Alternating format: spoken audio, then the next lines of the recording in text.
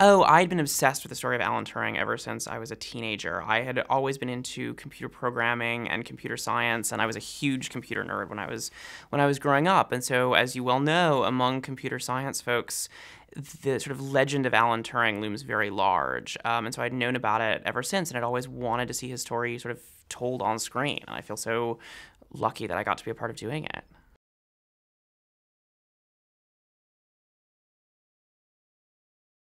There was 6 months of research before I could even begin to start writing, and sort of reading all of his papers, reading Andrew Hodge's wonderful biography, a half dozen other biographies about him.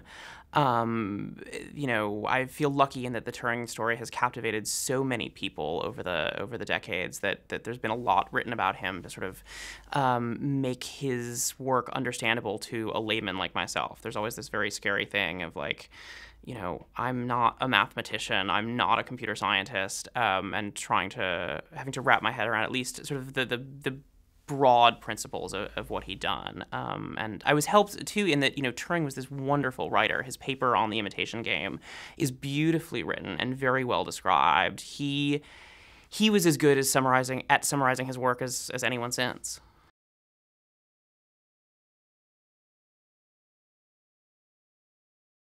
I think it's criminal. Literally criminal the way that Turing was not given credit for the work that he'd done.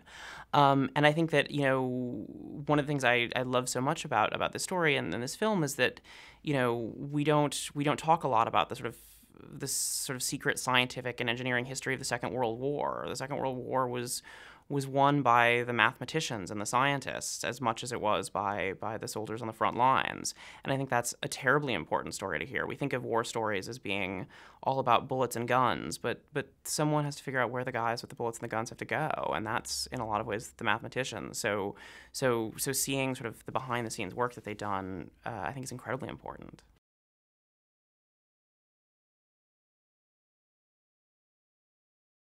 I certainly hope so. I mean, I think I love the story of Joan Clarke so much because she was someone who was this unbelievably smart woman living at a time when smart women were not allowed to make use of their talents. And she was someone who sort of, when the war broke out, was for the first time in her life able to sort of be a mathematician and do the sort of work that she was capable of doing and got to sort of flourish in this time. And I hope that is a flourishing that we get to see more of today.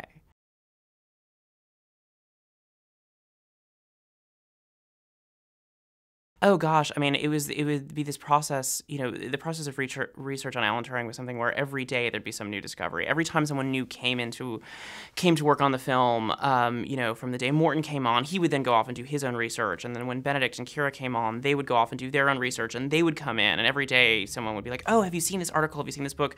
Did you know this?" I mean, seeing the breadth of Turing's accomplishments was remarkable. He was not just a great mathematician, but he was a great chemist and a great biologist. And it was like there was no field unknown to him. And we can only imagine what wonders he would have accomplished in 1,000 fields had he gotten to live longer.